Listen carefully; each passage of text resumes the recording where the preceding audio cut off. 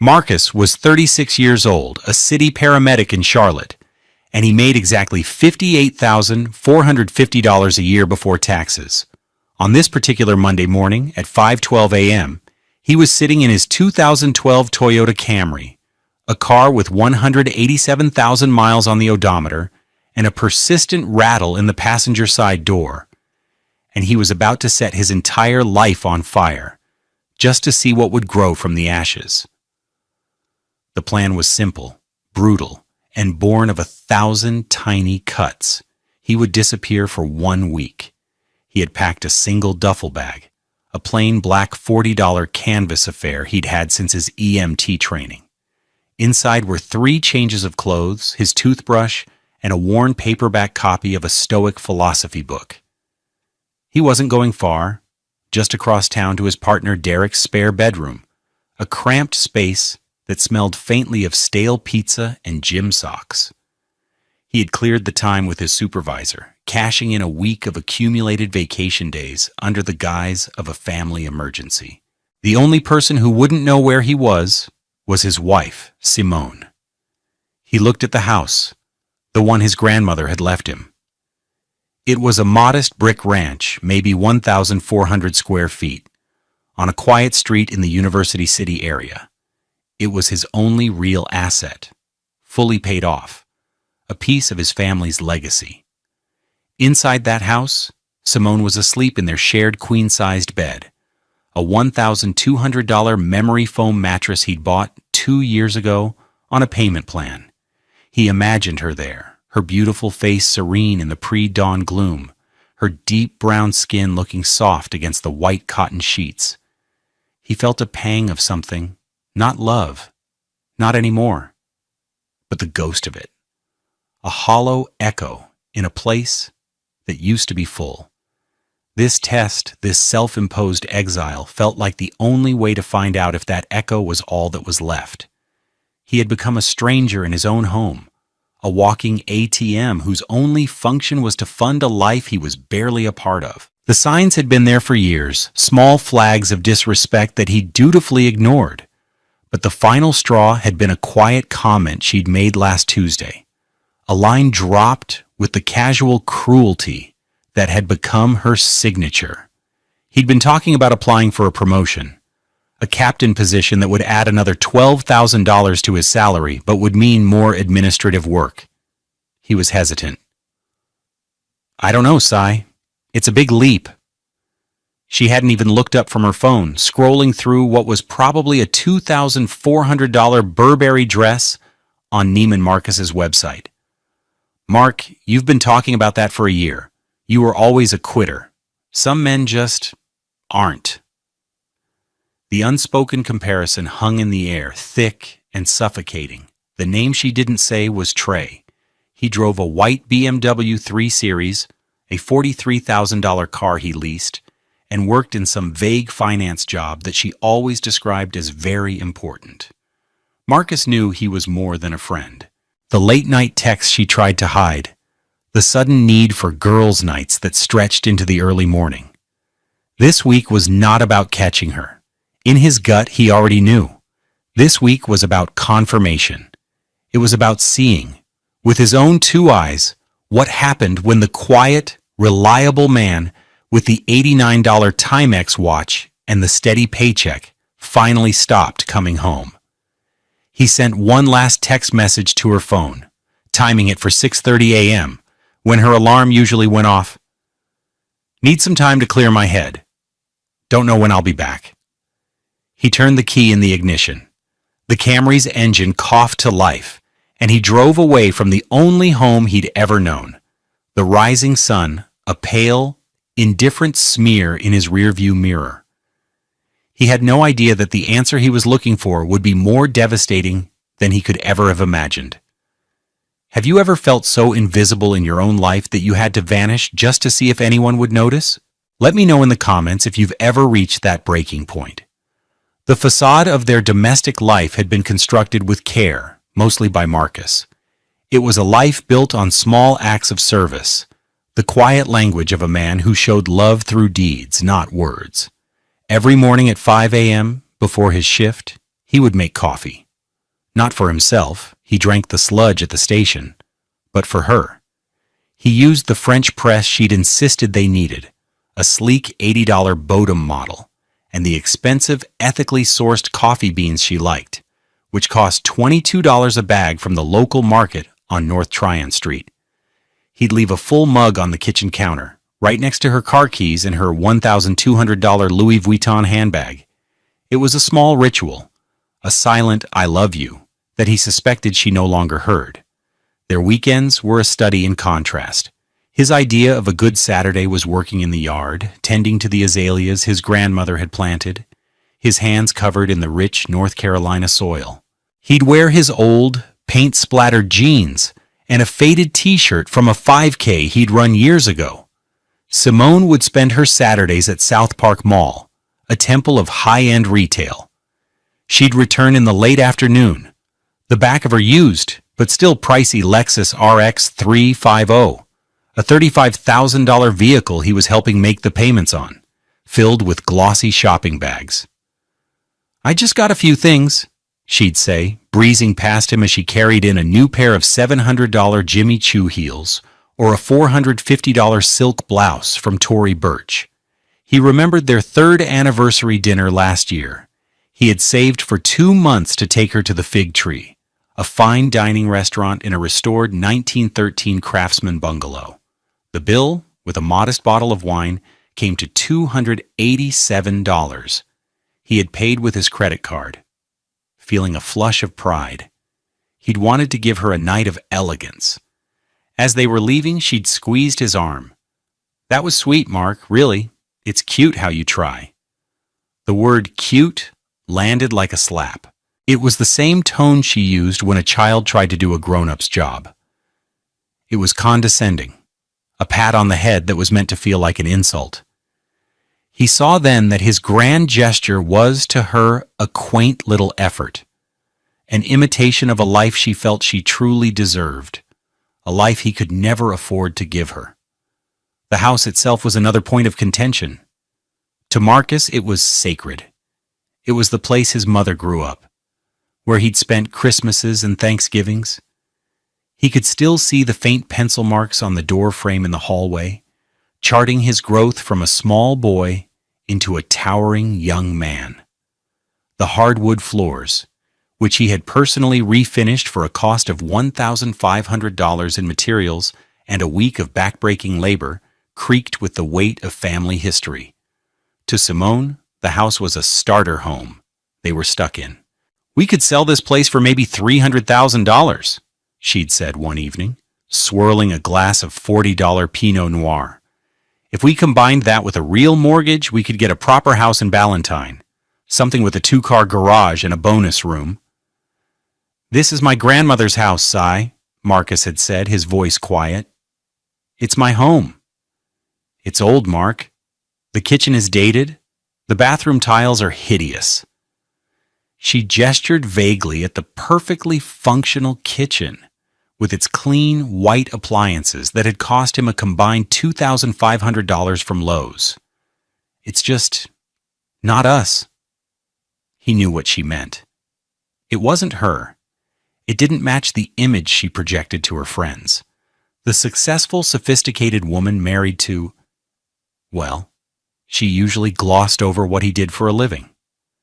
"He's in the medical field," she'd say, a technically true but deliberately vague description that stripped his job of its grit and reality. It made him sound like a doctor or a pharmaceutical rep, not a man who spent 12-hour shifts responding to car wrecks on I-85 and heart attacks and third-floor walk-ups. He was the man who held a stranger's hand in their final moments, but to his own wife, he was just a man with a cute, inadequate house. The decision to stage his disappearance wasn't a sudden snap. It was a slow erosion of his spirit, a death by 1,000 paper cuts.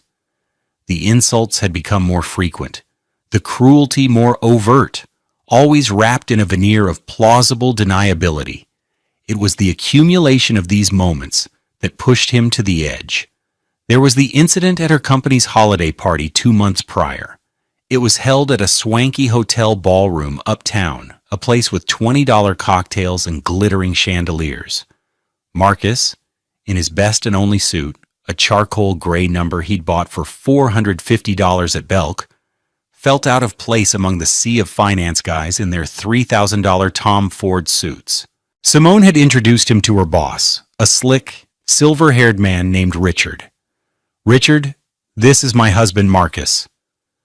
Richard had shaken his hand with a grip that was all about dominance. "Good to meet you. Simone is a real asset to our team. A killer instinct." "She's amazing," Marcus had agreed, genuinely proud. Later, as they were getting drinks, he overheard Simone talking to a coworker, a woman dripping in David Yurman jewelry that probably cost more than his car. "Oh, Mark is just so steady," Simone had said, her voice laced with something that sounded like pity. "He's a paramedic. It's noble, I guess. But it's not exactly ambitious. He's comfortable." The word comfortable was an indictment. It meant stagnant, unambitious, a man who had peaked. He felt his face burn with shame. He was a man who saved lives for a living, and his wife was apologizing for him. Then there was the money. It wasn't just her spending, it was her attitude about his income. He made a decent living, more than the national average, but in her world, it was laughably small. They kept separate bank accounts, a decision she had insisted on early in their marriage. He paid the mortgage, which was zero, but he covered the $3,200 annual property taxes and insurance, the utilities, and the groceries. She paid for her car, her clothes, and her lifestyle. But her money never seemed to be enough. "Babe, my Amex bill is insane this month," she'd sigh, looking at him expectantly. "I had to buy that new suit for the conference. It was a $1,500 investment in my career." And Marcus, wanting to be a supportive husband, would transfer $500 from his savings account to hers. It happened almost every month. He was subsidizing her luxury with his sweat and overtime shifts. The final and most cutting betrayal was about family. His mother, a proud, church-going black woman with a spine of steel, had been wary of Simone from the start. "She looks at you, Marcus, but she doesn't see you," his mother had told him a week before the wedding. He had dismissed it as a mother's protectiveness. He was wrong. Last month, his mother had a health scare. She needed a minor but urgent procedure, and she was scared. Marcus had taken a day off to be with her at the hospital. He had called Simone that morning. "Hey, I'm at the hospital with Mom. Everything's going to be fine, but she's nervous. Could you maybe stop by after work? Just for a little while? It would mean the world to her." "Oh, honey, I'd love to, but I'm swamped," Simone had said, her voice distracted. "We have this huge deadline, and Trey and I are leading the project. I'll probably be here until 9. Just give your mom my love." Trey. She hadn't even tried to hide it. She was choosing to work late on a project with the man he suspected she was sleeping with over sitting with his sick mother for 30 minutes. When he got home that night, exhausted and emotionally drained, he found a receipt on the kitchen counter. It was from a restaurant called La Belle Hélène, a trendy French place downtown. It was a dinner receipt for 2, time-stamped at 7:45 p.m. The total was $198. She hadn't been working late. She had been on a date. He felt the floor drop out from under him. The lie was so blatant, so careless. She didn't even respect him enough to cover her tracks. That night, lying in bed next to her, he felt a cold clarity settle over him. She didn't love him. She didn't respect him. She was using him. She was waiting for him to either become the man she wanted or for a better option to become permanent. He realized she saw him as a placeholder, a comfortable stopgap. And in that moment, the plan began to form. He wasn't a quitter. He was a paramedic. He was trained to assess a situation calmly, gather information, and then act decisively. He would treat his marriage like a critical patient. He would assess the damage, and he would determine if it was salvageable. He would disappear for a week and see just how long it took for his absence to be filled. He suspected he already knew the answer. The outrage had finally accumulated into a single, sharp point of action. He had to know the truth, no matter how much it destroyed him. Monday, day 1, was a study in silence. Marcus spent the day at Derek's apartment, a second-floor unit in a sprawling complex off W.T. Harris Boulevard. The air was thick with the hum of the overworked window AC unit. He watched the clock, his stomach a tight knot of anxiety. He had sent the text at 6:30 a.m. By 9 a.m., there was still no reply. He checked his phone every 5 minutes, the blank screen a silent accusation. Did she not care? Was she angry? Finally, at 10:17 a.m., his phone buzzed. A text from Simone. "What do you mean you need to clear your head? Where are you? This is very dramatic, Marcus." No concern, no worry, just annoyance. He typed out a reply, his thumbs trembling slightly. "I'm safe. Just need some space." He put the phone down, face down, on the cheap particle board nightstand. He would not respond again. Part of the test was to see what she would do when he went silent. Derek, a broad-shouldered man with kind eyes and a booming laugh, tried to distract him. "Man, forget her for a minute. Let's order a pizza. My treat. A large pepperoni from Hawthorne's, 50-50 on the pineapple." Derek was the only person who knew the full story, the only one Marcus trusted with the raw, humiliating truth. He had listened without judgment, just nodding his head as Marcus laid out the years of quiet indignities. Tuesday, day 2, the silence deepened. No calls, no texts, nothing. Marcus felt a strange mix of dread and vindication. His absence was an inconvenience to her, not a crisis. He spent the day cleaning Derek's apartment, scrubbing the kitchen and bathroom with a frantic energy. He needed to do something with his hands, something productive to keep his mind from spiraling. As he scoured the grout in the shower, he thought about the life he had built, the care he had poured into his home, and his marriage. It felt like he had been tending a garden full of weeds. That evening, his phone rang. It was his mother. Her voice was tight with worry. "Marcus, what is going on? I just got off the phone with Simone." Marcus's blood ran cold. "What did she say, Mom?" "She said you packed a bag and left. She said you abandoned her, that you just walked out without a word. She was crying, Marcus. She sounded hysterical. She said you've been distant and angry for weeks." The lie was breathtaking in its audacity. She was already spinning the narrative, painting herself as the victim, the abandoned wife. She was poisoning the well, turning his own family against him. He felt a surge of cold, hard anger replace the anxiety. "Mom, that's not what happened. I am safe. I just needed some space to think. I promise I will explain everything soon. Can you just trust me?" "Of course I trust you, baby," she said, her voice softening. "But I am worried. Be safe." After he hung up, he sat in the dark for a long time. The game had changed. This wasn't just about infidelity anymore. This was about a fundamental cruelty he hadn't fully comprehended. She was trying to destroy his reputation, to isolate him from his support system. She wasn't just disrespecting him, she was trying to erase him and replace him with a villain of her own creation. He had made a critical mistake. He had underestimated the depths of her deception. They had no idea what was coming. Wednesday, day 3. The day the world ended. It happened at 8:47 a.m. Marcus was sitting on Derek's lumpy 10-year-old sofa, drinking a cup of instant coffee that tasted like dirt. He was scrolling aimlessly through his phone when a notification popped up on the screen of his iPad, which he'd brought with him. It was an alert from the security camera app connected to the doorbell camera he'd installed last year. a $199 Ring doorbell he'd bought after a neighbor's car was broken into.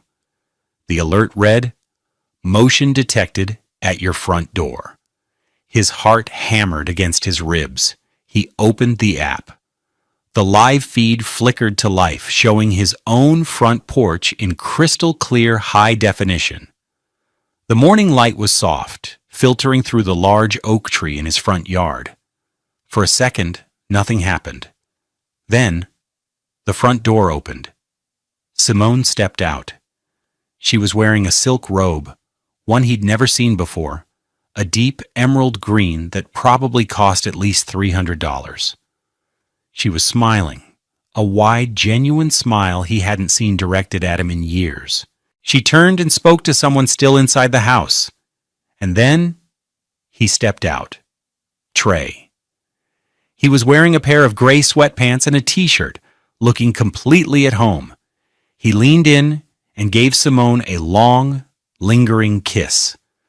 Marcus felt the air leave his lungs, a silent, guttural punch. He was watching his wife kiss another man on the porch of the house his grandmother had left him. But that wasn't the worst of it. What she didn't know was that the camera's microphone was incredibly sensitive. He could hear their voices, tinny but clear. "Is all your stuff in the car?" Simone asked, her voice bright and happy. "Just the last 2 boxes," Trey replied. He walked off the porch and out of the frame. A moment later, he reappeared, walking up the driveway. He was carrying a cardboard box. He was moving in. Marcus stared at the screen, his mind a roaring void. He watched as Trey made a second trip, carrying another box labeled Kitchen. He set it down on the porch, and Simone laughed, wrapping her arms around his neck. "Welcome home, baby," she said. "Welcome home." The words echoed in the silent apartment. Welcome home, to his home, to his grandmother's home. It was Wednesday. He had been gone for less than 72 hours, and she had already replaced him, not just in her bed, but in his life. The speed of it was what broke him. There was no grief, no uncertainty. It was a seamless transition, a simple matter of swapping out one man for another, like changing a burned-out light bulb. He felt a profound, chilling numbness spread through his body. The pain was so immense it was almost abstract. It was a physical sensation, a crushing weight on his chest. He closed the iPad. He stood up and walked to the small window that overlooked the apartment complex's parking lot. He saw a young couple getting into a beat-up Honda Civic, the woman laughing as the man tickled her. A normal life, a life he thought he had. The rage came next, not hot and explosive, but cold and sharp, like a shard of glass in his heart. The woman he had vowed to love and cherish was a stranger, a ruthless, calculating stranger who was currently helping her lover arrange his belongings in their kitchen.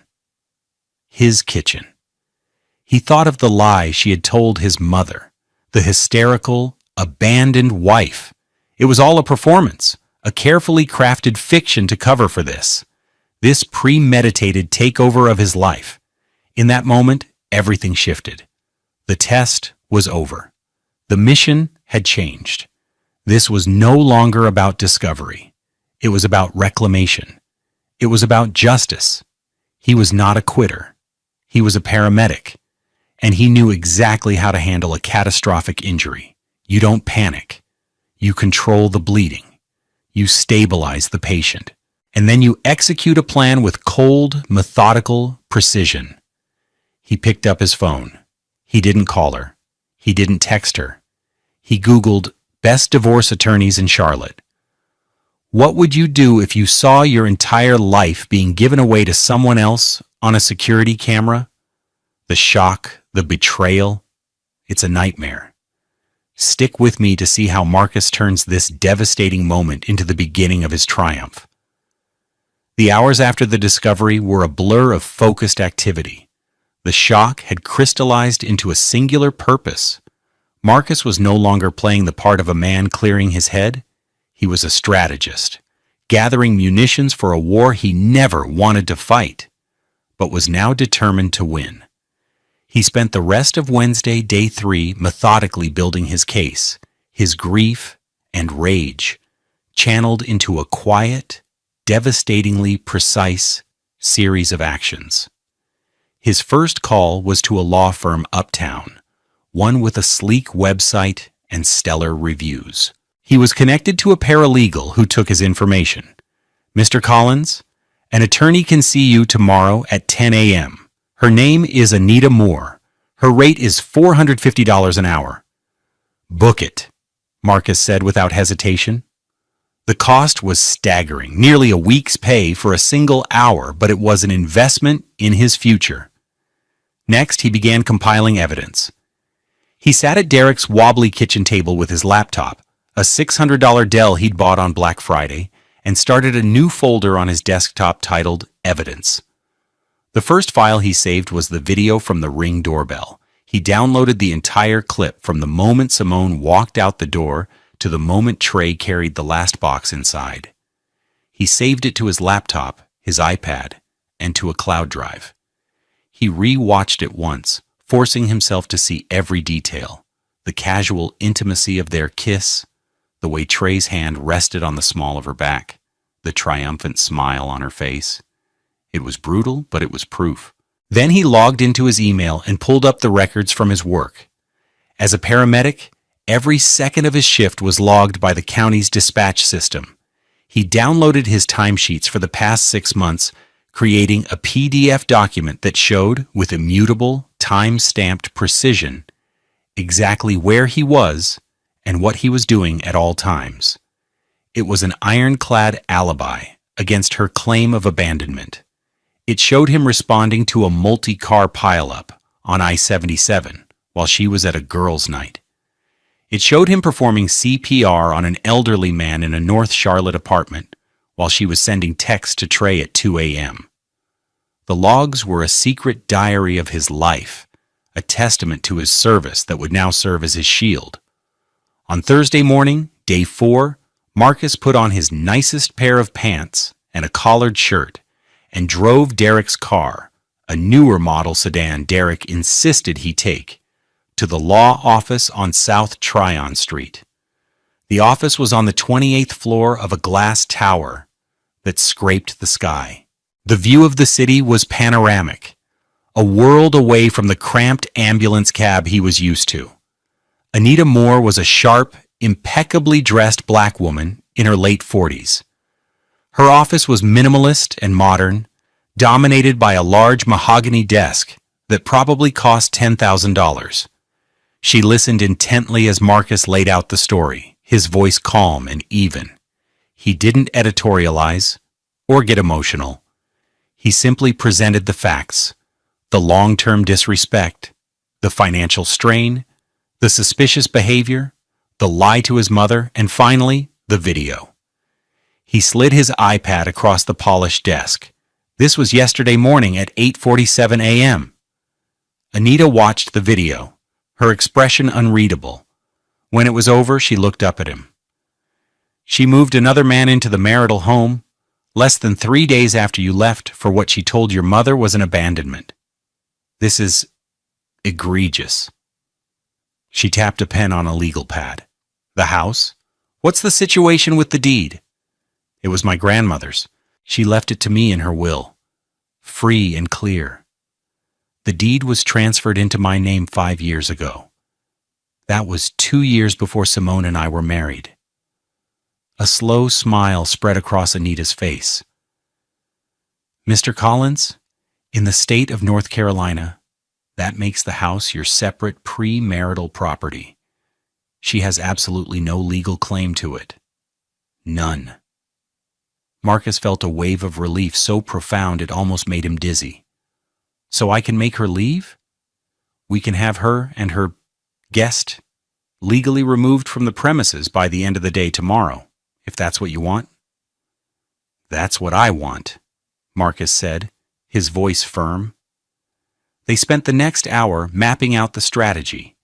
It was Anita who came up with the final, brilliant piece of the plan. She'll likely have changed the locks by now to establish residency and make it harder for you to get back in. See if you can find any evidence of that. A charge on a shared credit card, an email confirmation. That would be proof of her intent to illegally oust you from your own property. As if on cue, a notification popped up on his phone. An email from their joint credit card, the one they only used for household emergencies. Thank you for your payment to ACME Locksmith. Your receipt for $285 is attached. He had been so focused on the video, he hadn't even thought to check. He opened the email. There it was. A receipt for a full rekeying of all exterior locks at his address, dated Wednesday afternoon. He showed the phone to Anita. She read the email and then looked at him, a glint of admiration in her eyes. She just handed us the gun, the bullet, and a signed confession. Mr. Collins, we are going to have a very productive day tomorrow. Marcus left the office feeling 10 feet tall. He had a plan. He had an army of one on his side, and he had the truth. He would spend the rest of Thursday and Friday morning in quiet preparation. He would not go back to his house in anger. He would return on his own terms at a time of his choosing. He would return on Friday at 6 p.m. at the end of his regularly scheduled shift. He would be in his uniform, a symbol of the steady, reliable man she had so casually discarded. Friday, day 7, the strike. The day began like any other shift. At 6 a.m., Marcus was at the North Charlotte EMS station, running through the morning checklist on his ambulance. He checked the oxygen levels, the drug boxes, the defibrillator pads. The familiar routine was calming, a small island of order in the chaos of his life. He worked a full 12-hour shift. He and Derek responded to 7 calls, a diabetic emergency, a child with a broken arm, a fender bender on the interstate. On each call, he was the consummate professional, calm, compassionate, efficient. No one would have guessed that his entire world had been shattered just 2 days earlier. At 5:30 p.m., he clocked out. He didn't change out of his uniform, the dark blue pants, the crisp collared shirt with the paramedic patch on the sleeve. It was part of the plan. It was his armor. He met the process server, a lanky man named Gary, in the parking lot of a convenience store 2 blocks from his house. Gary had a thick manila envelope in his hand. Inside were the divorce papers, a formal eviction notice, and a temporary restraining order. "You ready?" Gary asked, chewing on a toothpick. "I'm ready," Marcus said. His voice was steady, but his heart was a drum solo against his ribs. He drove the final 2 blocks alone, his Camry rattling a familiar rhythm. He saw it before he even got to the house. Trey's white BMW 3 Series was parked in his driveway. His driveway. A fresh wave of cold fury washed over him, but he pushed it down. Composure was everything. He parked on the street, directly in front of the house.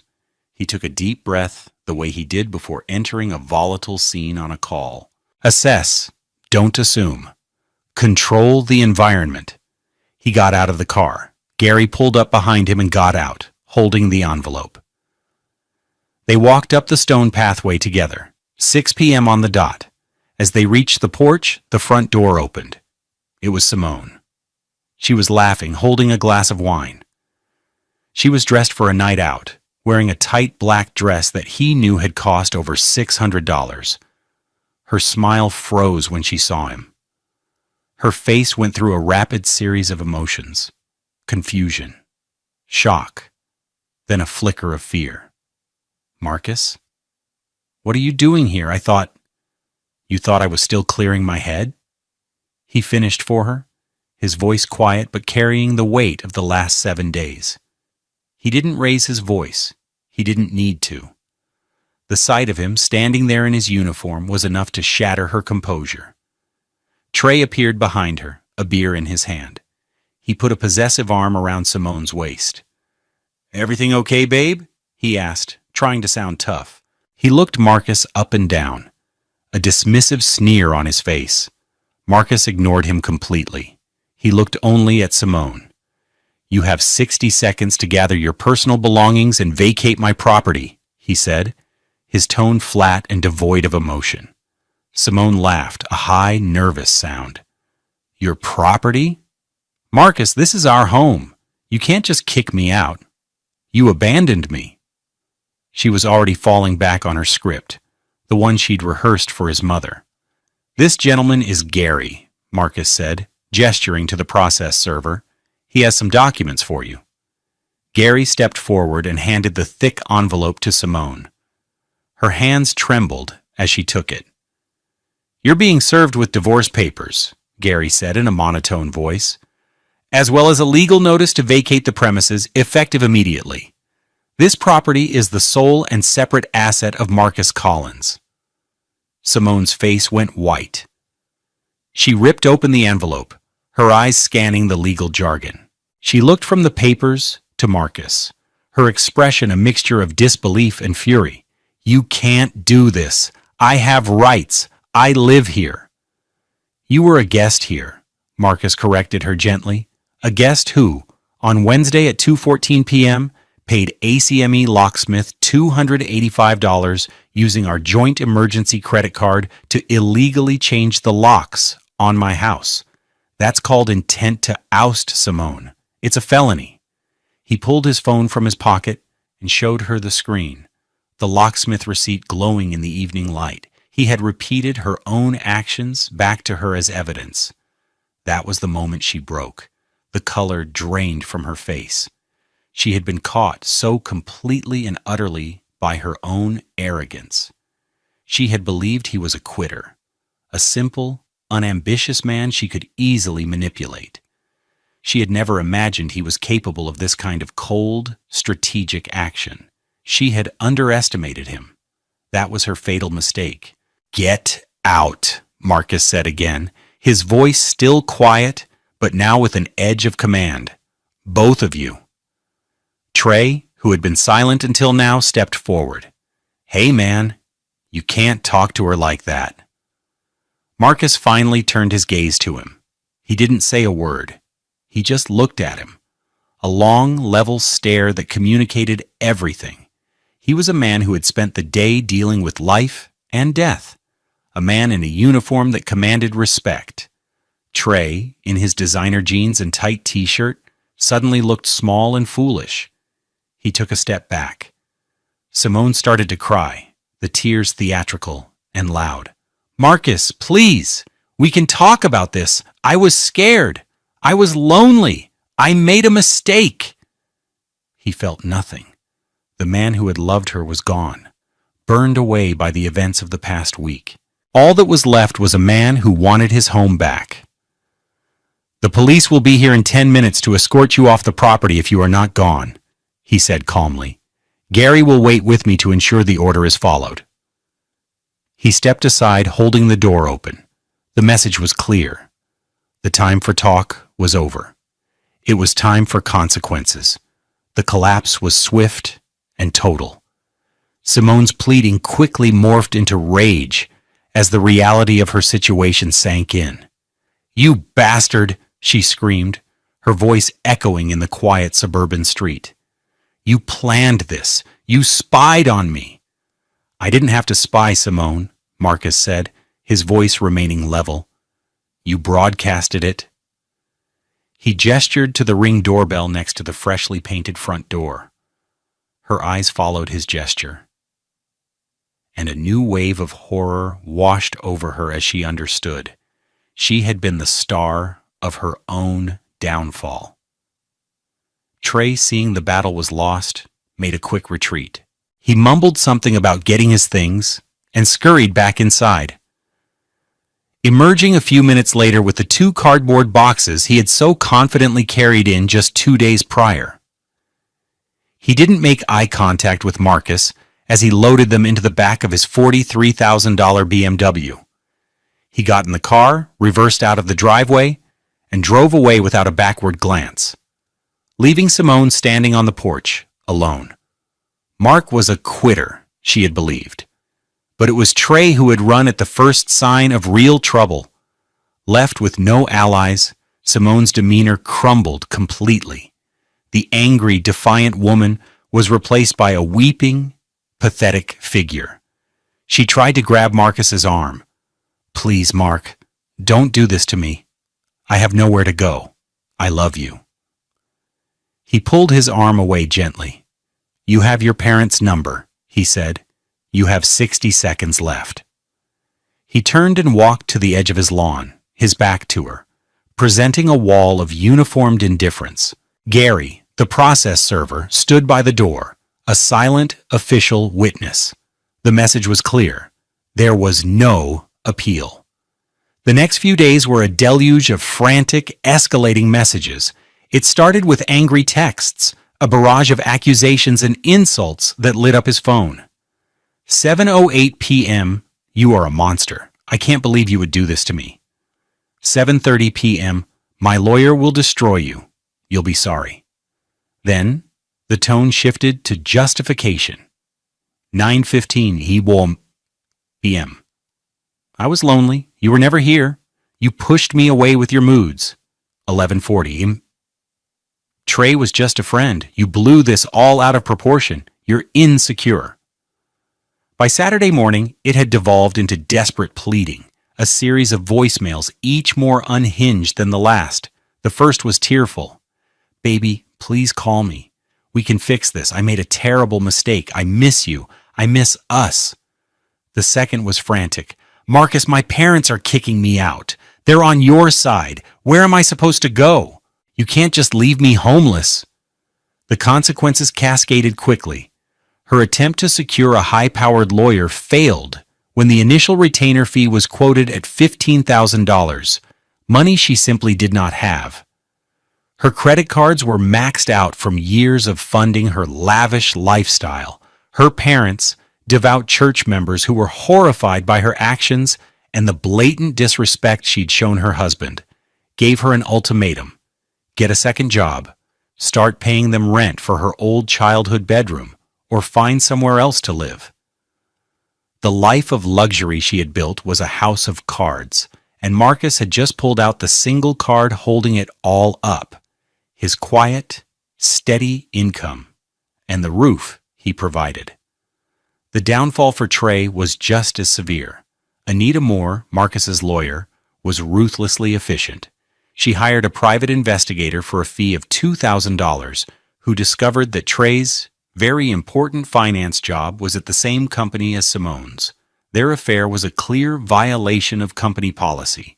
An anonymous, carefully worded email was sent to their HR department, complete with screenshots of Simone's social media, where she had foolishly posted pictures with Trey, time-stamped during work hours when they were supposed to be on client calls. Within a week, Trey was fired for cause. His leased BMW was repossessed 2 months later. Simone lost everything: her home, her relationship, and eventually her job. The scandal at work made her position untenable. She was quietly let go a month after Trey with a paltry severance package of $5,000. The last Marcus heard, she was working as a hostess at a chain restaurant in a different county, living in a cramped apartment with 2 roommates. The $700 shoes and $2,400 dresses were replaced by a polyester uniform and sensible, non-slip shoes. She had lost the life she felt she deserved because she had failed to appreciate the man who had given it to her. Her entire world, built on a foundation of lies and entitlement, had been dismantled, not by cruelty, but by the simple, unavoidable weight of her own choices. 6 months later, the house felt like his again. The silence was no longer heavy with unspoken resentment. It was peaceful. Marcus had systematically purged every trace of Simone. He donated her expensive clothes to a women's shelter, sold the Lexus, and gave the $8,000 profit to his mother, and replaced the $1,200 memory foam mattress with a simpler, firmer model that cost half as much. The house breathed easier, and so did he. His life found a new rhythm, one centered on purpose and growth. He had taken the promotion after all, becoming captain of his shift at the North Charlotte station. The extra $12,000 a year didn't go to designer handbags. It went into his retirement fund and a savings account for a new roof. He found he had a talent for teaching, for shaping the next generation of paramedics. He took 2 new EMT trainees under his wing, a bright-eyed young woman named Keisha and a quiet, earnest young man named David. He found joy in mentoring them, in passing down the hard-won wisdom of his years on the job. He taught them not just the procedures, how to intubate a patient or administer epinephrine, but the art of it. How to talk to a frightened parent, how to hold the hand of a dying man with dignity, how to find compassion in the midst of chaos. He saw the same spark of service in them that he felt in himself, and nurturing it felt more rewarding than any material possession he had ever owned. One sunny Saturday afternoon, he was on his front porch with Keisha and David, going over emergency cardiac care protocols. Keisha, a young black woman with her hair in intricate braids that clicked softly when she moved, was sharp and intuitive. "So the dosage is different for pediatric patients, right, Captain?" she asked, her brow furrowed in concentration.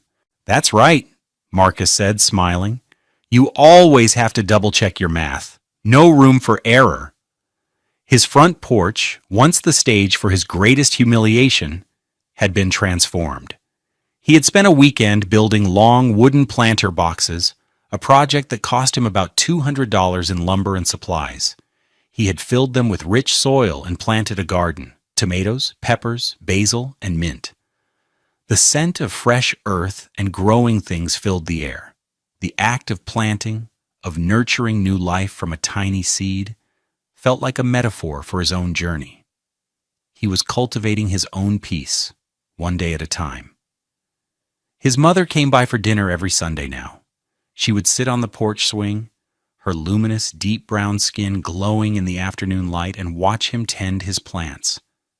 "You look happy, baby," she said one evening, her voice full of warmth. "You look like yourself again." He was. He was a man defined not by who he was with, but by who he was. A man of service, a mentor, a son. A man who found wealth not in the price tag of his possessions, but in the richness of his purpose. In the end, he learned that some things have to be completely destroyed to be rebuilt stronger. A house can be cleansed, a heart can be mended, and a life can find new meaning in the quiet work of helping others. True strength isn't about never falling, it's about how you get back up, how you tend your own garden, and how you choose to grow in the space that betrayal leaves behind.